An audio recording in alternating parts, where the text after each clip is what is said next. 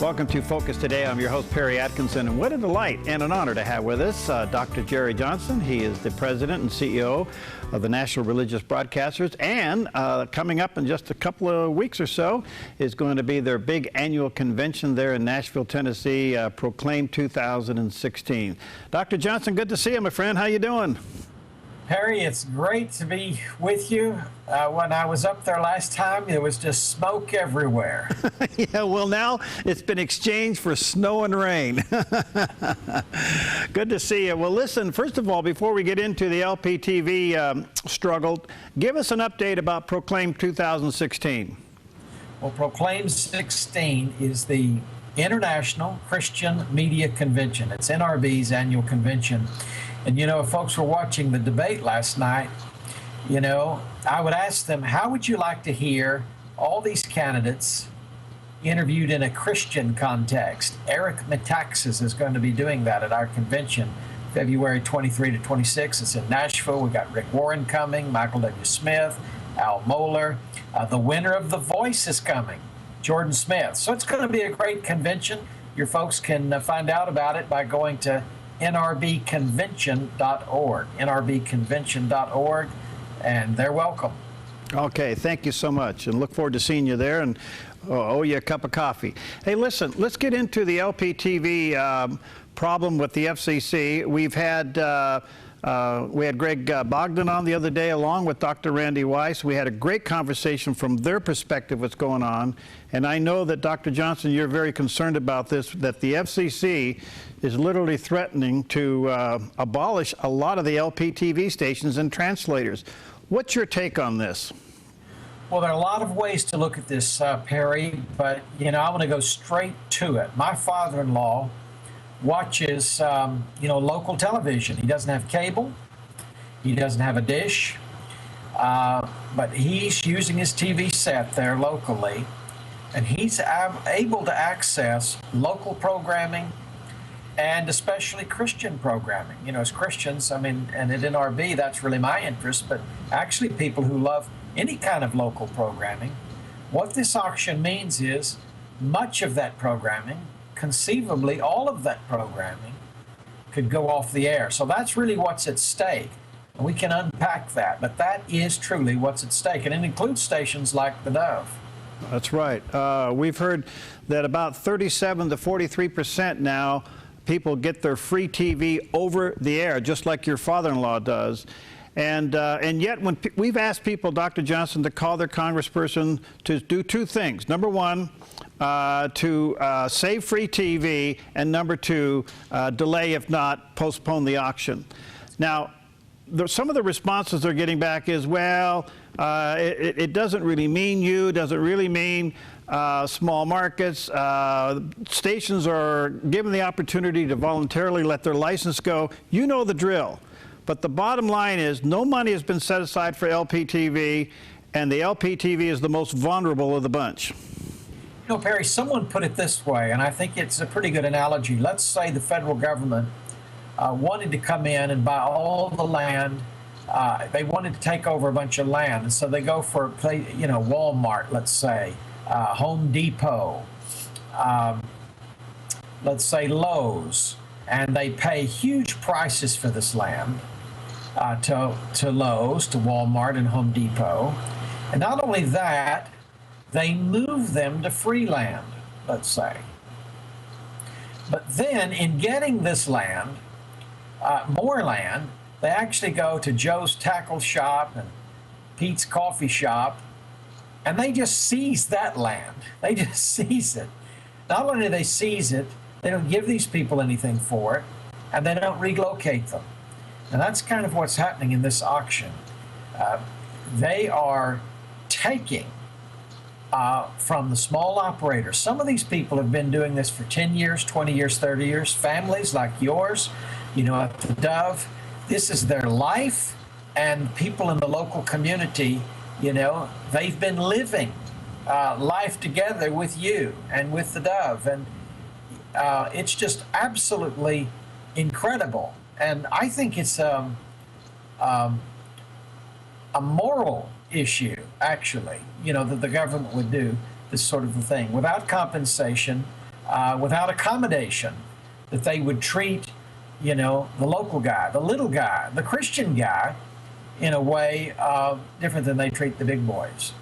You know, Dr. Johnson, in particular, this really impacts Christian television. Yes. I've heard statistics, and I realize I need to verify some of these, but upwards of 55 to 63% of these licenses are being controlled by people of faith.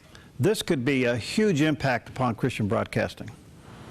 Well, it is. And, you know, there are big international ministries that wouldn't be impacted so much. I know that. But again, I get back to this issue of localism.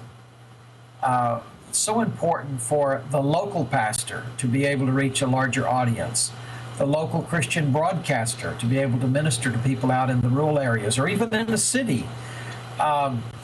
And, you know, we have common ground here. I'm a conservative, but even with moderates and liberals, I mean, there's a real trend, whether you're buying, you know, fruits and vegetables at the farmer's market at the store or getting clothing, you know, localism is a good thing.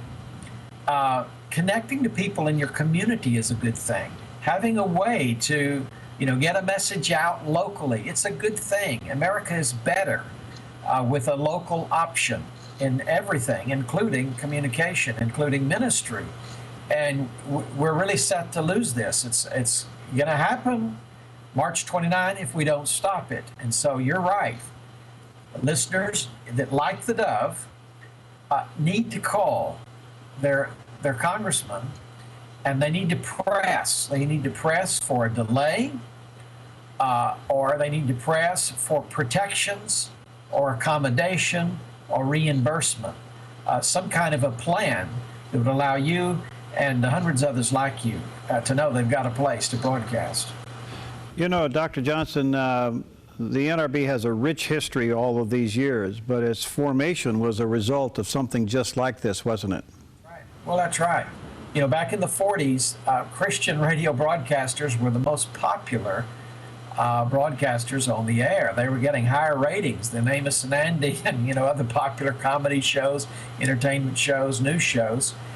And the National Council of Churches, the big boys, came in and said, you know, you shouldn't let these evangelists and Bible teachers buy up radio time and get on the air. You should give it free to the big, you know, denominations, the National Council of Churches. And actually, that's what happened. The big radio operators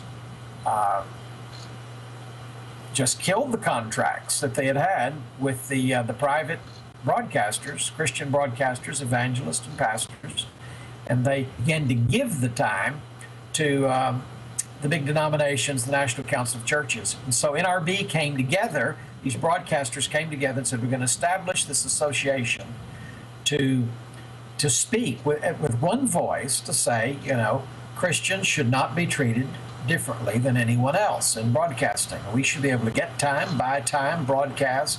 And I think it applies the principle here to this issue. It's about, you know, a license that you obtain from the FCC legally, lawfully, and you've operated, you know, within the rules for 10 years, 20 years, or 30 years. You know, the Fifth Amendment, the Constitution says something about private property. The government's not supposed to seize private property. I know technically people don't look at licenses that way, but actually, in a de facto way, I once held some radio licenses that there is an aspect when you're doing the deal, selling the station, transferring the license, there is a real property dimension to a license. And I would say in the de facto sense, the government is seizing these licenses, this property, virtual property anyway, and selling it to profit the government. I don't think that's a good thing. I know you got to go, but let me ask you one more question, Dr. Johnson. I know you're very passionate about this. We've met privately on it on several occasions, and I really want to thank you for your leadership in this, and especially with the NRB and what you're doing with a terrific organization. What do you see the NRB doing to help us? Well, we're doing programs like this. We passed a resolution last year at our convention. We have been putting out articles on our websites, just trying to, we have something called Freedom Today and NRB Today. We've been running stories on this. we're about to launch a major website that will be sort of a ground zero for some PSA campaigns, audio, video. We've already put some articles. We've got this beta site. It's almost ready to be launched, and people can go and, you know, read about this issue. Begin to peel the layers off the onion so they can see what the Congress has been doing, what the FCC has been doing. So we're here to sound the alarm. People like Christian television, free Christian television, local Christian television, you know, they need to call Congress. It wouldn't hurt to ring the phones at the FCC either to say, you need to take another look at this. You need to do what's right. You need to do what's fair. So NRB is standing with you. Thank you, my friend. Thank you for your leadership. Look forward to seeing you in a couple of weeks. Keep up the good work and don't overdo it. Thank you so much. We'll be right back. I'm Paulina Leiser, producer of Focus Today. Thank you for watching this video, and make sure to check our other videos at theDove.us.